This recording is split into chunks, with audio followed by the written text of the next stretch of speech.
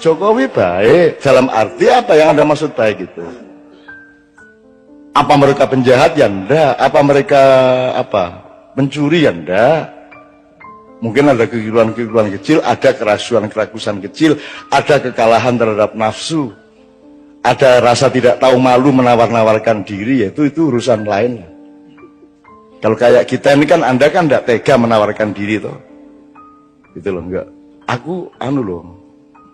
Apik loh tadi presiden aku loh. Wis to, percaya aku ya.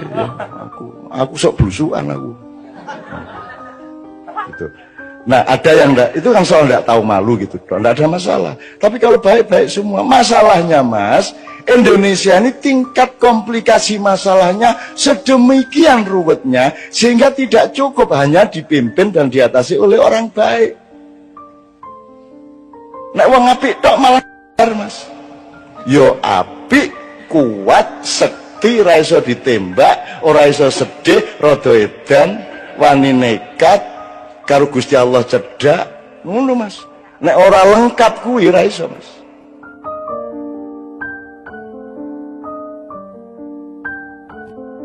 Mengenai presiden, yang mana yang baik? Apakah Jokowi baik Mas?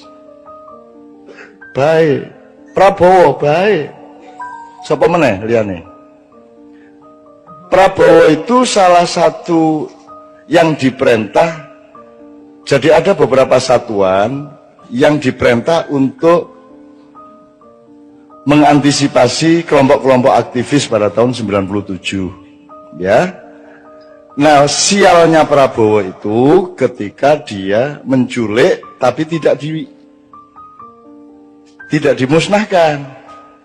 Terus jadi orang hilang itu.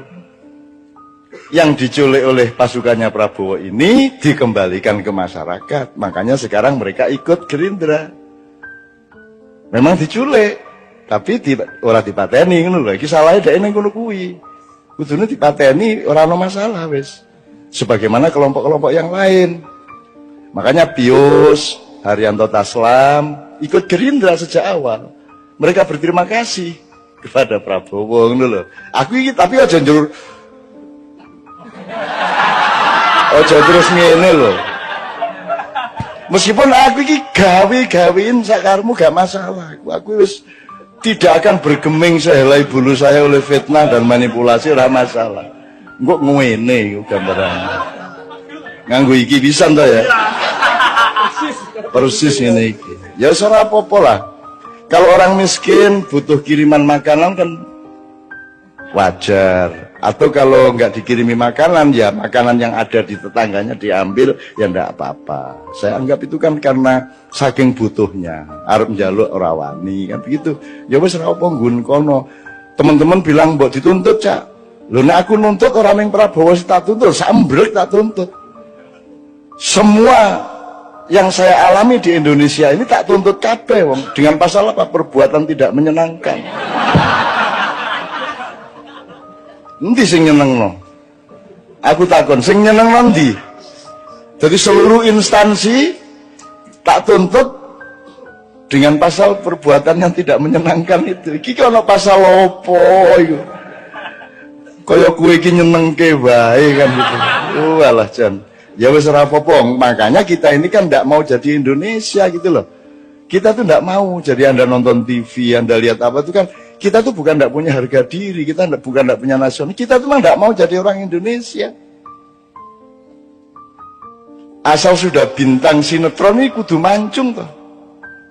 Ya toh kudu mancung, kudu kuning, ya toh. Jadi kita tuh tidak mau jadi orang Indonesia di bidang apa saja. Politiknya juga tidak mau. Politik seperti Indonesia yang pernah dicontohkan oleh bapak-bapak, mbah-mbah kita kan tidak mau toh. Kan tidak mau kita. Sampai Sabrang tak kasih kabinet Mojopahit coba. Tak kasih daftar kabinet Mojopahit Sabrang itu. Lawyer iki apa cara Mojopahit itu? Saiki ora kok kowe mau. Tak kasih tahu dengan bahan-bahan dari banyak teman bahwa dulu KUHP yang pertama diterapkan pada sebelum Rasulullah di zaman Kalingga. Sebelum ada Muhammad bahkan sallallahu alaihi wasallam ya. Itu sudah ada 172 pasal hukum resmi. Dan di zaman Kalingga itu tidak ada orang nyopet, tidak ada orang mencuri. Bahkan anaknya Ratu Sima itu dipenggal kepalanya oleh ibunya sendiri karena apa? Asal usulnya karena si anaknya ini apa namanya? Ada raja karena banyak pendatang, kemudian ada pendatang naruh emasnya di pasar karena ingin ngecek coba katanya orang Kalingga itu tidak ada yang mencuri. Terus ditaruh seperti emas, berlian, permata, rakaruan kayak di pasar itu tidak ada orang menyentuh sampai 2 tahun. Sampai akhirnya datang anaknya Ratu Sima itu, kemudian opo koyo ngene dipamer-pamer ke. Ora kodal wong Kalingga jujur-jujur ora pengin emas koyo ngene iki wis sugih kene gitu ya. Dia karena dia mengejek itu dan kemudian menendang-nendang barang itu, dia dipenggal oleh ibunya karena tidak boleh juga itu menghina orang lain. Menghina saiki pokok internet di sini hinaan kabeh. Semua hinaan, semua kepengecutan, semua orang yang tidak berani bertarung depan. Internet adalah tempat di mana kita bisa ngirim rudal kapan saja kepada siapa saja tanpa identitas, kan gitu. Ya serapopo lah. Ini adalah peradaban pengecut. Gitu. Nah, jadi teman-teman sekalian, kita mah nggak mau jadi orang Indonesia. Politik Indonesia apa? Wong di amandemen UUD 45. Kita nggak punya orang tua di negara kita ini, nggak punya panembahan, nggak punya parentah agung, nggak ada MPR seperti dulu. Kita nggak punya punokawan, coba. Kita tidak punya pembagian tugas antara lembaga negara dengan lembaga pemerintah, sebagaimana Hayam Wuruk sama Gajah Mada. Gajah Mada itu eksekutif, dia Perdana Menteri. Judulnya Mahapatih. Kalau Hayam Wuruk itu kepala negara. Tidak boleh sama kepala negara sama Perdana Menteri, tidak boleh. Kan kita tidak usah pakai presidensial apa parlementer lah, apa angel-angel dolek-dolek rono. Wong mbahmu wis duwe jelas kok. Semua yang sifatnya eksekusi dilaksanakan oleh Gajah Mada dengan institusinya, tapi policy yang menentukan eksekusi itu adalah Hayam Wuruk dengan institusinya. Jadi negara ambil policy, pemerintah melaksanakannya. Negara punya policy tapi tidak boleh melaksanakan. Perdana Menteri berhak melaksanakan tapi tidak boleh bikin policy, kan apik kuwi. Sehingga harus bermusyawarah dan mufakat terus. Sama dengan bendahara dan kasir. Kasir berhak menentukan tapi tidak bisa bayar. Bendahara bisa menentukan, tidak bisa bayar. Kalau kasir bisa bayar, tidak bisa menentukan. Sehingga harus terus-menerus ada kerjasama bersuami istri antara bendahara dengan kasir.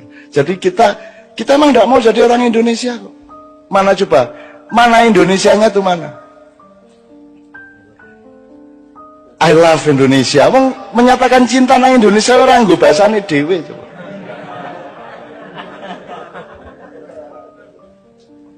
Coba piye. Yang saya temukan ya banyak Indonesia yang nyun sewu lah, aku ora pamer lah. Anda ini Indonesia. The Red itu Indonesia. Itu Indonesia. Menukui uang Indonesia yang menukui. Nek Arab sadis kene tak dudui sadis, ya ta? Nek Arab cuklek sikile kene tak pecan. Diancam dicuklek sikile bul pecah kan wong Indonesia lah ngono kuwi. Arab main kok nengen liwat kiwa nyet ngono kae ta. Ah gitu. Itu orang Indonesia. Ndak ada dimanapun di seluruh planet, ndak ada. Ada orang naik motor mau belok kanan seko kiwa nyit. Ono mobil-mobil motor diliwati kabeh. Itu hanya sok-sok mobil bareng. Mobil ya wani. Nyit ngendiki motornya wani. Dan itu hanya orang Indonesia. Jadi orang Indonesia itu orang yang dahsyat, cuman tidak diberi peluang untuk tidak dirantai. Dia selalu dirantai sejak kecil. Nah, Anda bermakyah ini, Anda mengurai rantai di kaki Anda, dan Anda menjadi manusia merdeka. Anda mengenali diri sendiri sehingga Anda bisa menentukan siapa presidennya karena engkau mengenali dirimu sendiri. Begitu kata anak saya tadi, Mas. Ngono, bapak anak itu komposisinya luar biasa. Wow. Gue ngerti biar caranya langel iku didik anakku sehingga iso komposisi intelektualnya kaya ngono. Angel kuwi. Angel tenan kuwi. Tak sengsarake suwe kuwi. tak buat nang Kanada atau tak tilii ya biar mau we rasa bahasa Inggris ning luar negeri golek kos dhewe golek kuliah dhewe ngono akhirnya nunut ning masjid ya ben wae nah, anakku bapakmu luwih sengsara mbiyen nah ngono ta ada enake bapak ning ngono kuwi sak sengsara-sengsaramu iso luwih sengsara bapakmu le ngono kuwi kalah anak pokoke kalah nyana ora arep menang piye. Jadi baik Mas, Jokowi baik dalam arti apa yang Anda maksud baik itu? Apa mereka penjahat? Ya enggak. Apa mereka pencuri? Ya enggak. Mungkin ada kekeliruan-kekeliruan kecil, ada kerasuan-kerakusan kecil, ada kekalahan terhadap nafsu, ada rasa tidak tahu malu menawar-nawarkan diri, yaitu itu urusan lain lah. Kalau kayak kita ini kan Anda kan enggak tega menawarkan diri toh. Itu loh enggak. Aku loh apik loh tadi presiden aku loh wis to percaya kowe ya aku sok blusukan aku gitu.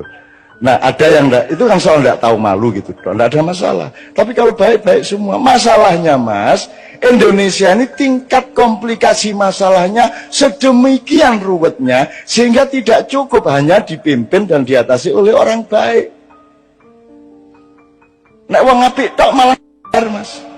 Yo apik, kuat, sekti, ora iso ditembak, ora iso sedih, rada edan, wani nekat, karo Gusti Allah cedak, ngono Mas.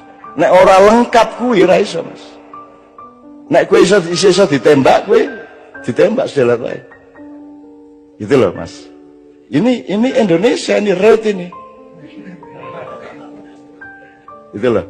Tapi mungkin enggak juga enggak apa-apa. Artinya orang Indonesia dianggap kejem jebul ya ora, dianggap ora bol kejem banget. Indonesia kok tukang sulap kok. Jadi wedhus ngono. Wow, iki wedhus jebul sapi. Wah iki partai sapi jebul gabung karo musang. Wah iki musang. Lho kuplukan. Ora cetha Indonesia kira cetha. Betul nggak Mas? Coba bupati-bupati yang bagus-bagus yang kita dikenali Kiai Kanjeng selama ini kan bupati PDIP malah. Ya PKB ya ono. Ning PDIP iki preman asal usule, ning begitu dadi bupati kan gelem ora gelem kan pegewuh karo rakyat Islam kabeh. Akhirnya kuplukan. Terus minggu kedua alah melu salat jamaah, mosok ora tau melu salat jamaah. Akhirnya jumuan keliling. Suwe-suwe, mosok sih bupati kok orang ngadake pengajian ning omahe, suwe-suwe pengajian rutin ning omahe. Kan gitu. Ya nek ngono sisan majelis zikir, gawe majelis zikir, suwe-suwe dadi santri. Gitu loh Mas. Jadi wong Indonesia iki orang nganggo teori ngono-ngono kuwi. Jadi di Indonesia itu warung soto dodolane pecel. Ya ra Mas? Bapak, ya ta Mas? Kan misalnya naik PKS kan partai Islam, inspirasinya dari Ikhwanul Muslimun, ya toh? Berarti nanti akan mempresidenkan, mencapreskan orang yang memang karakter dan ideologi dan keislamannya yang memang kondusif terhadap PKS. Kan gitu kudune. Wong nek dodol soto ki ya, nek warung soto ya dodol soto. Saiki ora.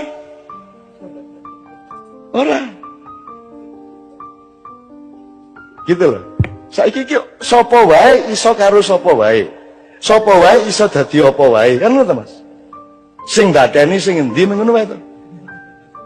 Gitu loh Mas. Jadi kalau yang disebut kebaikan pribadi baik-baik semua, sapa sing ndak baik? Ya sopan, ya apik, ya pinter.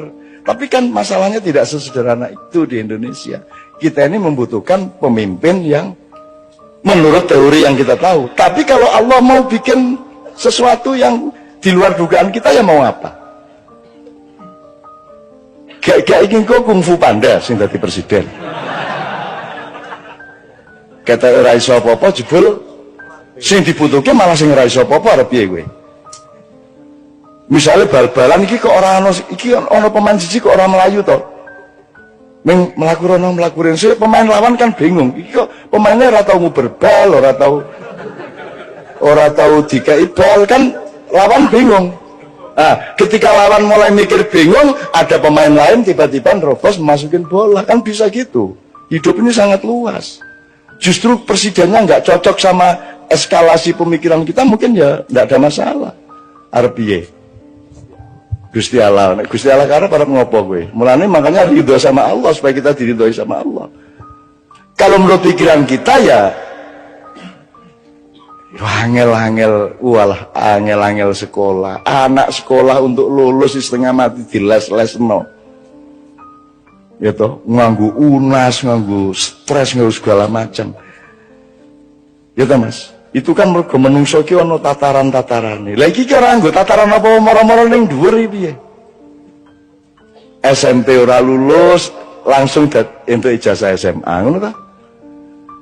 Terus mlebu kuliah, urung ana setahun nih lho wis arep diangkat dadi sarjana utama. Lah ngono ta sing kedaden. Kalau menurut cara berpikir normal kita kan ya enggak cocok piye to iki. Tapi mau bagaimana? Kalau Allah terus naruhnya seperti itu, makanya ini bulan-bulan sangat penting. Ini bulan-bulan sangat penting. Menurut saya Anda enggak usah repot-repot. Kan sekarang sudah jelas. Tak dukung pilihanmu, asal pilihanmu loh ya. Orang dipilih gitu ya. Orang dipilih gitu ya. Gue dipilih gitu ya. Dipilih gitu. Anak dipilih gitu ngapa gue milih bojo orang dipilih gitu. Kok presiden dipilih gitu. Tapi ya enggak apa-apa, gue kanggo mulai duduk politik, kanggo orang Indonesia ngono ya duduk politik toh. Apakah kalau ada money politik gue dikai 50.000 terus gue dianggap menjual kedaulatan ya ora.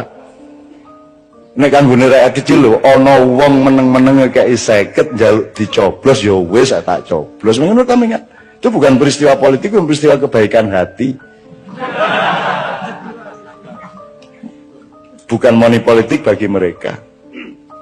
Ana wong meneng-meneng wis enak-enak nyanyi, turu sore-sore ditekani. Pak Haji, kita capresin ya. Lulus begadang jangan begadang, wis enak-enak nyanyi jadi maestro, orang nomor 1 di dunia, seorang inovator menggabungkan musik rock dengan musik Melayu menjadi dangdut, kan sudah dahsyat sekali melebihi presiden toh, dan dia akan terkenal melebihi presiden siapapun. Lulus enak-enak nyanyi, ngantuk sore-sore ditekani kalau arek denanyar yuk. Nyampres Pak Haji.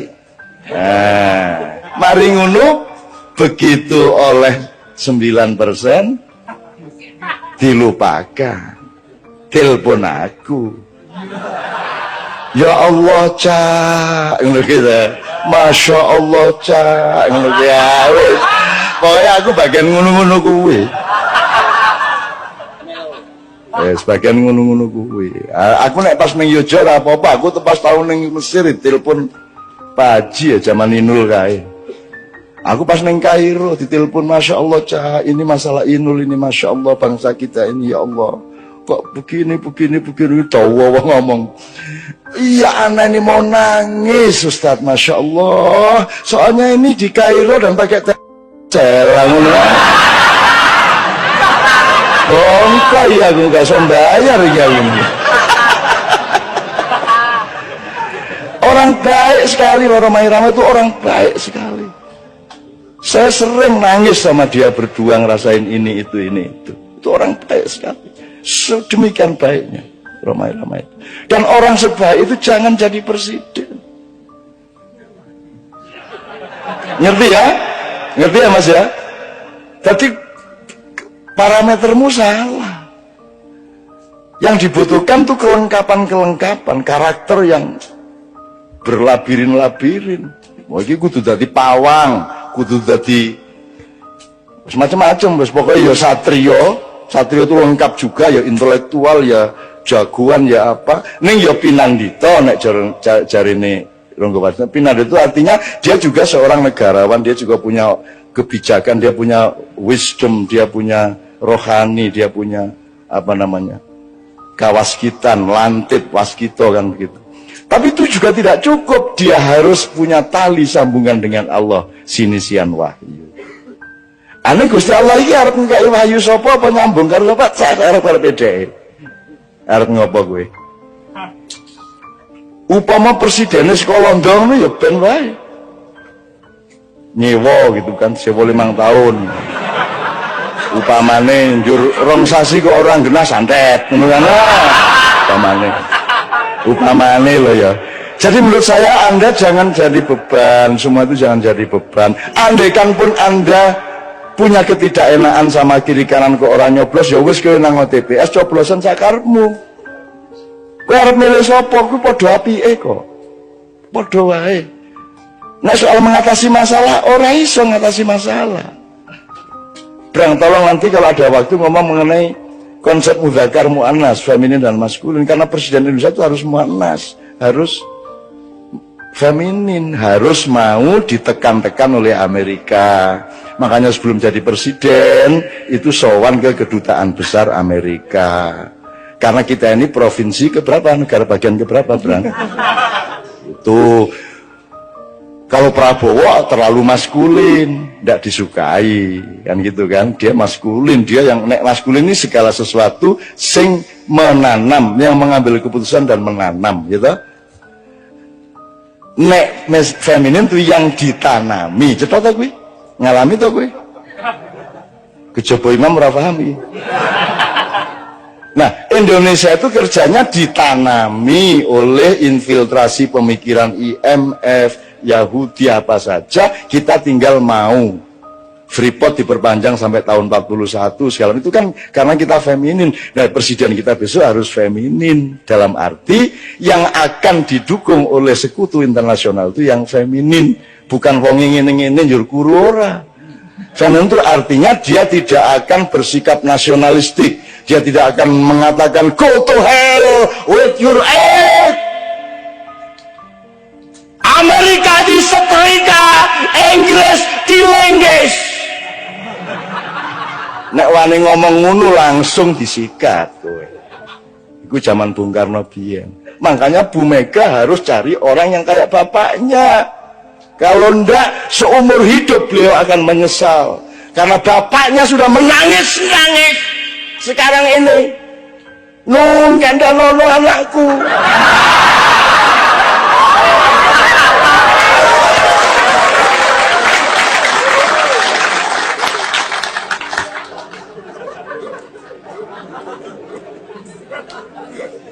Ini tak dawano gak sido capres iki. Ya, tak omongno ndek ndi gak sido capres wis apik kabeh ya ini. Ini sekarang ini situasinya lebih berbahaya dari tahun 65. Dan sekarang pemetaan nasional itu persis 62, 63, 64. Aku ndak akan jelaskan nanti jadi fitnah.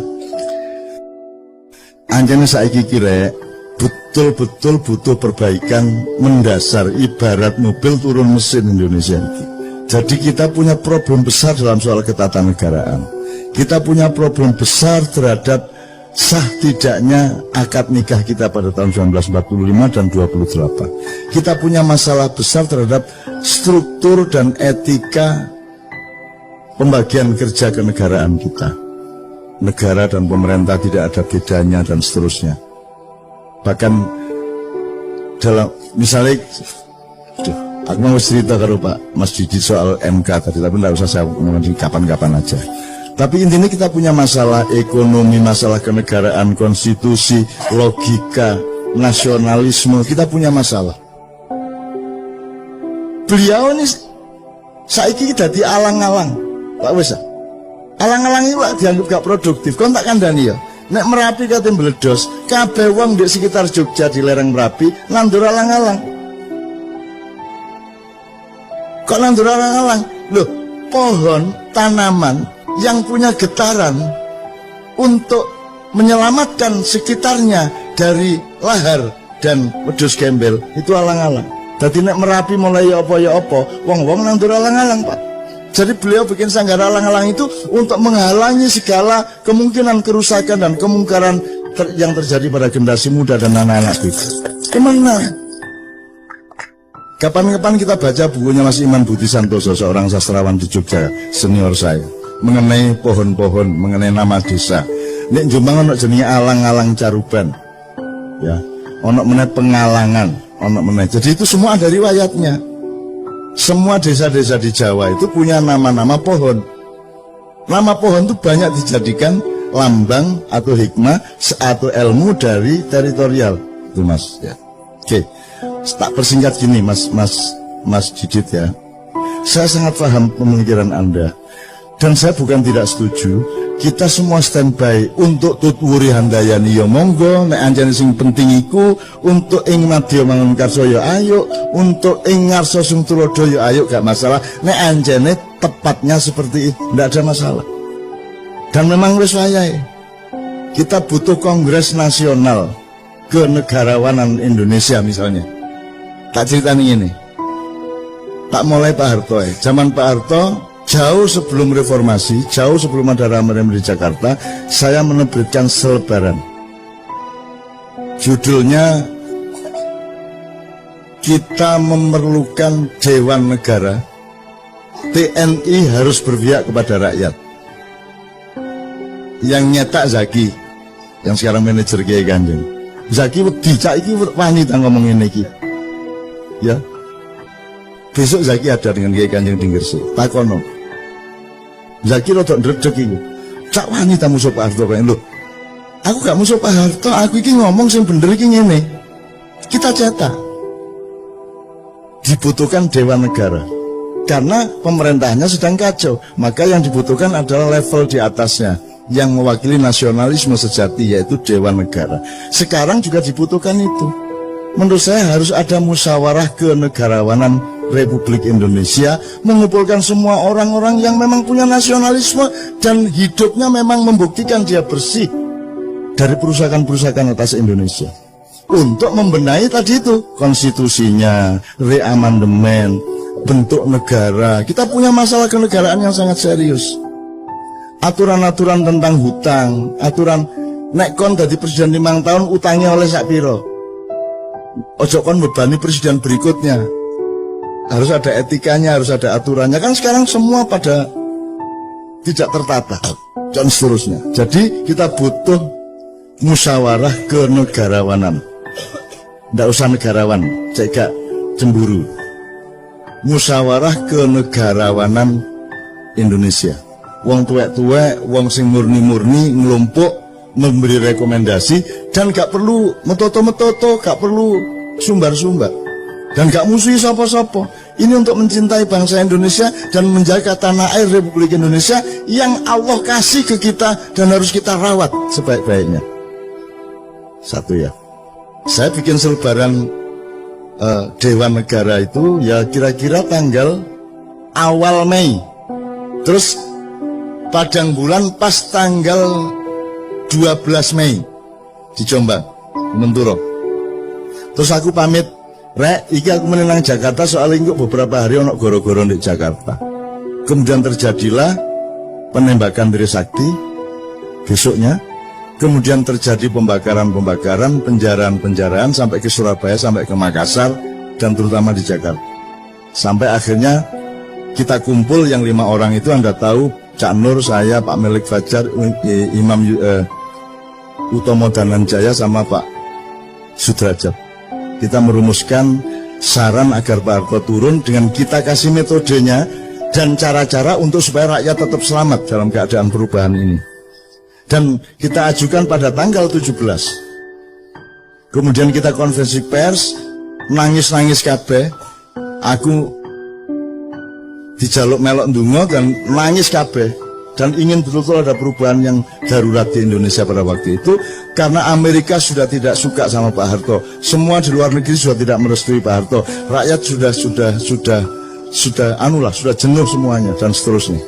Terus kita kasih saran, Pak Harto gini-gini, ini saatnya sampean turun, sampai tak bujui Pak, wis tak sampean iku wis tuwuk ta, mosok gurung tuwuk sampean dadi presiden, wis sampean lereno cek mulya, gak padeken gaang. Akhirnya kan semua orang tahu bahwa saya yang ngajarin Pak Harto ngomong, saya tidak jadi presiden, tidak paten nang. Lho iku gak paten lho cara ndi? Nek gak cara Jawa Timur ya. Ya. Anda sudah tahu kemudian tanggal 18 kita setelah kita konferensi pers, kita ke seluruh dunia kita umumkan kita akan melakukan perubahan di Indonesia. Tanggal 18 kita kasih ke Mensesnek, bahwa itu Pak Saidillah Mursi. Jam 11 kita kasih, jam 3 sore dikasihkan ke Pak Harto. Pak Harto membaca, merenung, sholat asar, sholat maghrib, terus habis isya Pak Harto telepon Mbak Novia. Pak Harto sing telepon nang Mbak Novia, mergo aku gak ono sing nrimo Mbak Novia, bilang Cak Nun saya siap melaksanakan sarannya untuk mundur dari jabatan presiden. Itu tanggal 18 malam. Tapi tolong kita atur supaya perubahan di Indonesia ini tidak menimbulkan bentrokan-bentrokan. Kalau bisa besok kita ketemu berenam dari 5 orang yang nandatangani surat saran kepada Pak Harto bersama Pak Harto. Tapi Pak Harto mengatakan, Cak, mbok tolong ngajak orang-orang tua supaya 3 aja supaya jumlahnya 9. Akhirnya Gus Dur kita ajak, Pak Ali Yafi kita ajak, dan satu lagi saya lupa. Siapa ya? Ada orang tua satu lagi saya lupa. Dan seterusnya.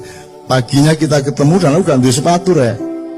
Waduh, aku nyele Pak Bariman. Pak Bariman itu saya guru SMA Muhammadiyah di Denpasar. Terus tak sosok tak gaya-gaya. Pokoknya sementing mosok aku sandalan ya. Terus tak sekali lagi sepatuan lepo. Kalau melicat temen. Terus demi Indonesia gak apa-apa sih kalau melicat. Wes. Oke, akhirnya semua proses kita jalankan Pak Harto mudun, tapi di tengah jalan dikhianati oleh sejumlah tokoh. Jadi reformasi itu sebenarnya konsepnya adalah bukan Pak Harto turun terus Habibie naik. Yang salah kan semuanya. Jadi Pak Harto turun, kabinet bubar, DPR bubar, MPR bubar, kita bikin MPRS, Majelis Pemusyawaratan Rakyat Sementara, yang sudah kita daftari sebanyak 45 orang, nomor 1 Abdurrahman Wahid, nomor 2 Megawati, nomor 3 ini, sampai Daniel Sparingga, sampai macam-macam, pokoknya 45 orang. Cak Nur Kholis Majid, terus macam-macam sing kita perhitungkan cukup reformis.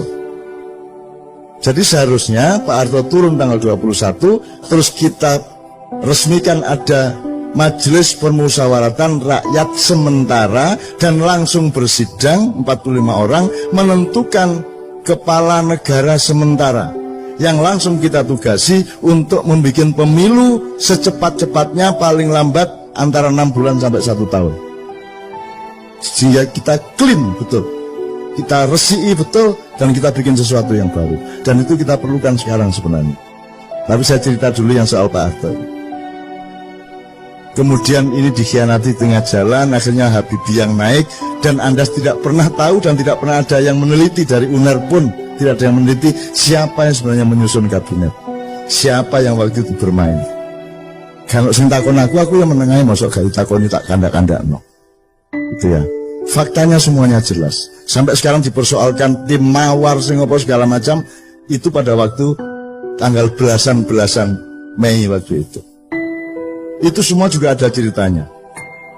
Nek awakmu tahu nang Padang Bulan zaman itu sampean rulah ceritanya. Ya, pada waktu itu siapa yang datang ke sana, saya lindungi sejak dari Juanda. Aku nyusul di Juanda itu, aku mlebu pesawat. Jadi dia mlebu pesawat ono aku. Loh, kok di sini Cak? Oh iya re, kepala bandara ya. Mboyo apa ceritanya, pokoknya aku ndek ngarepe pesawat iku, ndek ngarepe lawang dibuka terus ono ondo mudun iku, aku ndek kono. Soalnya aku nyusul ndek bandara malah masalah. Engko diketok uang, ketok wartawan sama aku langsung ndek pesawat itu. Carane runu ya apa urusanku. Kemudian teman sekalian, ada satu lagi, ada saat-saat darurat di mana PDIP pasti menang untuk memilih Megawati jadi presiden pada periode sesudah Habibie. Tapi wong Islam ya wis gatel, wis gak kuat. Islam wis kudu berperan. Maka orang Islam mencalonkan Pak Habibie. Iki karo-karone gak siap untuk kalah. Nek wong Islam kalah, wong Islam juga ikhlas. Nek PDIP kalah, PDIP yang ngamuk. Maka kita inisiatif. Dalam satu hari saya menemui P3 ketuanya dan Golkar ketuanya, karena besok akan memilih presiden di MPR untuk memilih Habibie atau Megawati. Pokoknya tidak lama, 20 menit sama setengah jam. Terus saya malamnya datang ke Pak Harto. Saya minta Gus Dur rapat dulu di rumah Gus Dur. Gus, iki wayahe wong tuwek sing mimpin saiki. Nek sing mimpin wong loro iku engko sing iki gak trimo, sing iku gak trimo. Kudu sampean sing maju. Sampean iku sultane. Karena Gus Dur bilang, "Cak iki nek ketoke sing cocok Sultan Jogja." Ngono. Soalnya nek Mega engko yo ngamuk. Wong Islame engko nek Habibie yo ngamuk, wong PDIP ne ketoke sing netral Sultan. Aku ketemu Gus Dur awan-awan. Terus aku ngono, "Gus, nek Sultan aku gak melok nyewangi lho, Gus. Aku ro Sultan Jogja lho. Nek menurut aku durung wayahe dan gak cocok. Lah nek ngono sapa cak sing netral? Ya Sultan sing luwih tuwek, sing temenan. Sapa? Sultan Abdurrahman Wahid." Loh iya Gus, sampean niku turunan ke-9 Pangeran Benowo yang seharusnya menjadi Raja Pajang setelah bapaknya yaitu Mas Karebet atau Sultan Hadiwijaya. Tapi kan sampean tidak kerasan sama konflik antara Sutowijoyo dengan bapak sampean. Terus Pangeran Benowo pergi membuat pesantren di daerah Banjarnegara Banyumas. Nah saiki wis wayahe Pangeran Benowo turunane nang istana. Sampean Gus saiki wayahe. Tuh, sadurunge aku ketika dulu saya mau mengupacarai Pak Harto untuk husnul khotimah, wiritan, sholat di masjid DPR, kan gagal Mas. Gagal tuh artinya aku gak, karena koran-koran memberitakan secara sangat dipelesetkan. Aku ngomong ikrar husnul khotimah, nah Islam pakai husnul khotimah tuh konsep utamanya, tapi di koran nulisnya pertobatan nasional Soeharto. Loh, duduk pertobatan nasional husnul khotimah. Dan Allah yang nawari husnul khotimah iku mergo nek uangku ya elek barang, maka dikei akhir yang baik, husnul khotimah. Akhirnya aku muring-muring, pertemuan saya batalkan di DPR pada arek maknya wis ambrek teko ndek kono. Saya bilang sama wartawan, pertemuan saya batalkan, Pak Harto saya larang datang. Terus aku telepon Pak Harto di depan mereka. "Pak, sampean gak usah rene. Sampean cukup wiritan sing iki karo sembahyang 2 rakaat saiki. Sembahyang duha jam 9 esok. Saudara, saya tidak akan adakan pertemuan karena Anda tidak percaya kepada proses ini.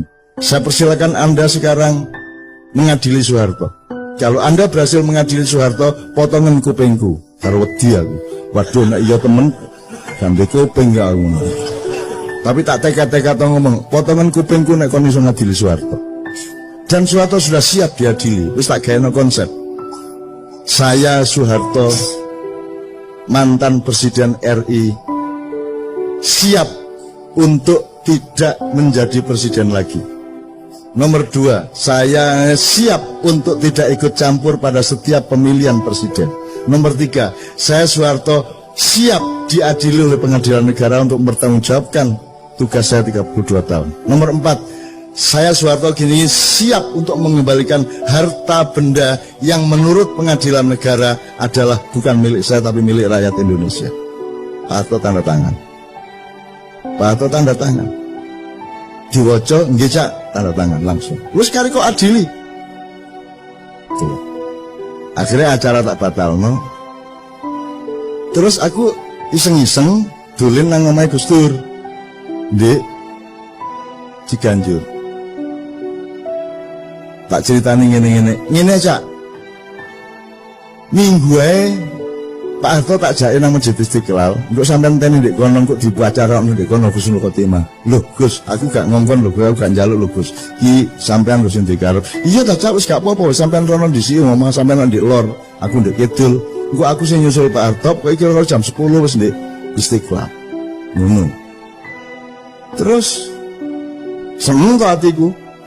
Seneng. Terus mari ngono wartawan nyerbu. Gus, katanya mau bawa Pak Harto ke Istiqlal, kata Cak Nun tadi di luar gini. Biasa Cak Nun wis ngono iku nek ngomong. Lho ya apa sih Gus iki? Ya aku karo Gus Dur iku anu rek, kanca rek. Guyon, memel. Aku karo Gus Dur gak tau ngomong serius. Cerita sing gak ngono. Wes pokoke memel ngono iku guyon jombangan iku. Karena aku gak ono formal-formal, itu sahabat saya.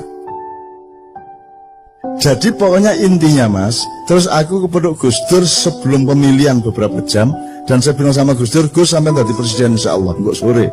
Kan wilayahnya malam, Mas. Nduk sore. Tiap aku njaluk loro, Gus.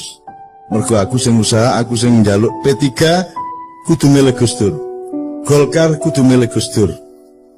Nek kalian berdua akan mengalahkan PDIP. Ngono. Masalahnya bukan saya tidak setuju Megawati, cuman situasinya tidak memungkinkan. Saiki kudu wong tuwek sing mimpin Indonesia, itu situasinya pada waktu itu. Mulanya aku menjaluk loro Gus Sarati, sampean ngurusi Aceh temenan karena masih ribut terus Aceh. Nomor loro gak ono mistik, gak ono Nyai Roro Kidul. Sampean gak ruta tema iku di Indonesia. Nyai Roro Kidul jek ono terus, jek digawa-gawa terus. Tapi aku njaluk Gus Dur, Gus wis gak ono Nyai Roro Kidul. Terus Gus Dur jawab ngene karo turu Aceh gampang, Cak. Gampang ya.